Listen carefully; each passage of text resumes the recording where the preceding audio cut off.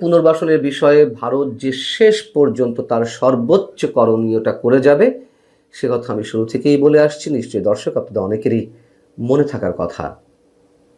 এবং ভারতের প্রায় সব দলই যে এ বিষয়ে ঐকমত্য অবস্থানে রয়েছে সেটিও আমরা জানি। এখন যেটি শোনা যাচ্ছে যে গোপন স্থানে অবস্থান করেও সাবেক প্রধানমন্ত্রী আওয়ামী লীগ সভানেত্রী শেখ হাসিনা তিনি দলীয় নেতাদের সঙ্গে বৈঠক করছেন।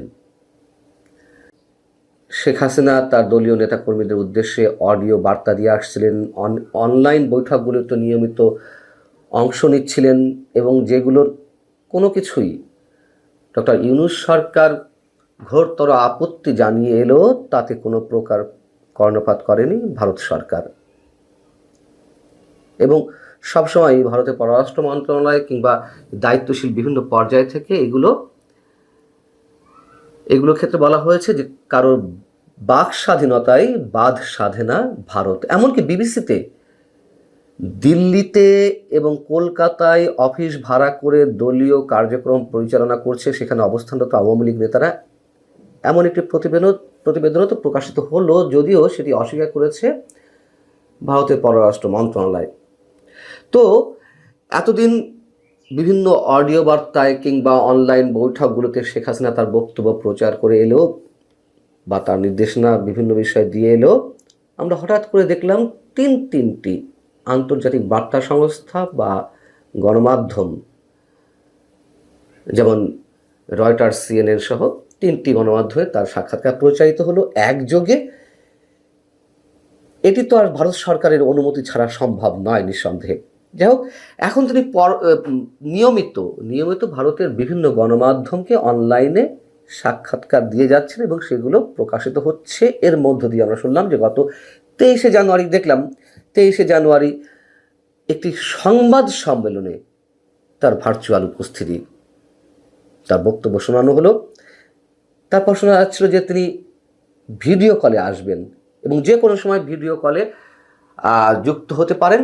যেহেতু ভিডিও কলে যুক্ত হলে সেটির মাধ্যমে সংশ্লিষ্ট ব্যক্তির লোকেশন নির্ধারণ করা যায়, অনেকেই পারে, সেই জায়গা থেকে তিনি ভিডিও কলে এতদিন যুক্ত হননি। এখন যে কোনো মুহূর্তে ভিডিও কলে আসতে পারেন। আবার বেশ বেশ জোরে সোরেই বিভিন্ন গণমাধ্যমে আসছে যে তিনি দিল্লির গোপন স্থানে যুক্তরাজ্য আওয়ামী লীগের নেতাদের সঙ্গে দীর্ঘ একটি বৈঠক করেছেন। অতএব শুরুতে যেটি বলছিলাম যে এসবের কোনো কিছুতেই অবাক হওয়ার থাকবে না, যদি কিনা সেখান থেকে বিশেষ কোনো কিছু ঘটে যায়। গণমাধ্যমকে যুক্তরাজ্য আওয়ামী লীগের নেতারা যেটি বলছেন, ভারত সরকার দিল্লিতে কঠোর নিরাপত্তা বেষ্টনীর মধ্যে বিশাল একটি বাড়িতে শেখ হাসিনাকে অত্যন্ত মর্যাদার সাথে রেখেছে। শেখ হাসিনাকে সেবা ও সহায়তার জন্য অনেকেই কাজ করছেন। এই বাসস্থানের নিরাপত্তা বলয়ও কয়েক স্তরে বিন্যস্ত। শেখ হাসিনার ছোট বোন শেখ রেহানা এবং সাবেক তথ্য প্রতিমন্ত্রী মিস্টার আরাফাতের মতন কয়েকজন নিয়মিত তার সঙ্গে দেখা করছেন।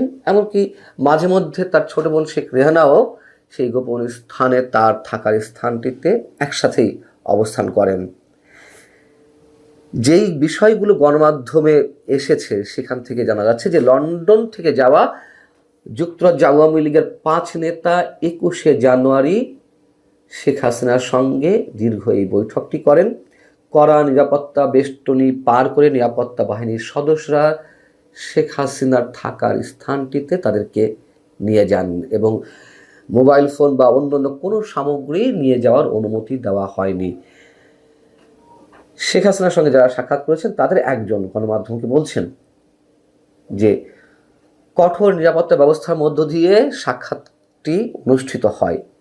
শেখ হাসিনার পারমিশনের পর নিরাপত্তা যাচাই করে যুক্তরাজ্য আওয়ামী লীগের এই দলকে নিরাপত্তা বাহিনীর গাড়িতে করে শেখ হাসিনার বসবাসরত বাড়িতে নিয়ে যাওয়া হয় এবং তারা বলছেন যে শেখ হাসিনাকে ওই সময় যথেষ্ট আত্মবিশ্বাসী, আত্মপ্রত্যয়ী বলে মনে হয়েছে এবং তার শরীর যে ভেঙে পড়েছে যেসব গুঞ্জন শোনা যাচ্ছিল তার আসলে কিছুই নয়, তবে শারীরিক ওজন কিছুটা কমেছে। যাই হোক, যে 5 নেতা শেখ হাসিনার সঙ্গে দেখা করেছেন যুক্তরাজ্য আওয়ামী লীগের, তাদের মধ্যে রয়েছেন আওয়ামী লীগের সভাপতি, সাধারণ সম্পাদক সহ সিলেট সিটি কর্পোরেশনের সাবেক মেয়র একজন আনোয়ারুজ্জামান চৌধুরী এবং যুক্তরাজ্য যুবলীগের যুগ্ম সাধারণ সম্পাদক।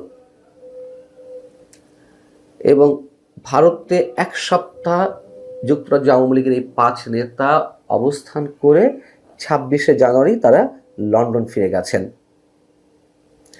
এই হচ্ছে বিষয়। 2024 সালের 10 ডিসেম্বর এই যুক্তরাজ্য আওয়ামী লীগের নেতাদের সামনে ভার্চুয়ালি ভাষণ দিয়েছিলেন শেখ হাসিনা। গত 21শে জানুয়ারি যে বৈঠকটি যুক্তরাজ্য আওয়ামী লীগের নেতাদের সঙ্গে হয়েছে, এটি নতুন কোনো বৈঠক নয়। এর আগেও আওয়ামী লীগের কয়েক নেতা একসঙ্গে, যারা কলকাতায় অবস্থান করছেন এই মুহূর্তে, তারা শেখ হাসিনার সঙ্গে বৈঠক করেছেন। অতএব খুব শিগগিরই যদি এইসব বৈঠকের মাধ্যমে কি হবে আমি নিশ্চিত নই, তবে এটুকু বলা যেতে পারে যে যদি বড় কিছু ঘটে যায় তাতে অবাক হওয়ার কিছু থাকবে না। রাজনীতিতে শেষ বলে কিছু নেই, সেই পুরনো কথাটি আমাদেরকে সবসময় মনে রাখতে হয়। এবং আল জাজিরা যে একটি প্রতিবেদন প্রকাশ করেছে, শেখ হাসিনা নেই, পলাতক, নির্বাচনে আওয়ামী লীগ নিষিদ্ধ, কিভাবে টিকবে দলটি, সেটি বিষয়ে আপনাদেরকে জানিয়েছি। অতএব বাস্তবতার জায়গা থেকে যা কিছু দৃশ্যমান আমাদের সামনে, হঠাৎ করে তার মধ্য দিয়ে অনেক কিছু যদি ঘটেও যায়, নিশ্চয়ই সেখানে বিস্মিত হওয়ার কিছু থাকবে না, খুব স্বাভাবিকভাবেই